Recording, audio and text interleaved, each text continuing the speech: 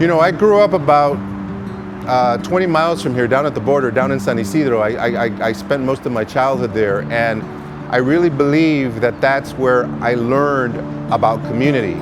It was people struggling daily, everybody from every walk of life, just making ends meet. And I learned about their struggles, I learned about their victories, and that always stuck with me. So when I think about education, I think about it broader than just simply being textbooks or being exams or classrooms. I think about those life experiences. And to me, the magic is, how do you bring those two together? We can talk all we want about the problems at the border and the challenges of deportation and immigration, and until the students see it firsthand, they will not be able to understand it. If you look at this park was established out of resistance. This park was not given to the community. Here you have these pylons and you have this place that probably isn't the most adaptable for a park, but the counter narrative was in people coming together and organizing, the artists coming and saying, let's take these pillars and make them into works of art. And now what you have is, you have the largest collection of outdoor murals in the world, and now Chicano Park is on the National Historical Registry of historical landmarks in the country.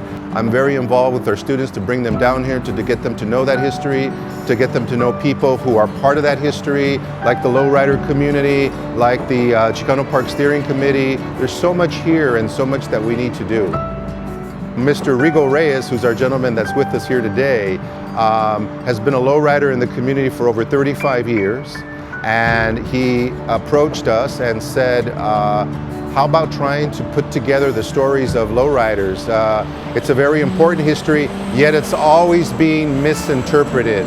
It's always being connected to gangs and thug life and things that are not good. So we put together a film that really emphasizes this location of the park as an important place whereby lowrider community came together.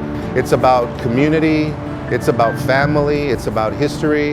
It's a story about creativity, what we call Chicano or Mexican ingenuity, because lowriders it's an artwork, it's not just a car. We bring in Tijuana because Tijuana was a very important part of that relationship. So it's not like in San Diego we exist in a vacuum, but we have a close relationship. San Diego is filled with hundreds of immigrant groups, hundreds of languages, cultures, that still are alive and well here in San Diego. So I would like our students to recognize that it's right here. Our work has to be applied. It doesn't do us any good to just sit up at the university and have students take exams. We want them to apply the work so that then they actually can put that work into action.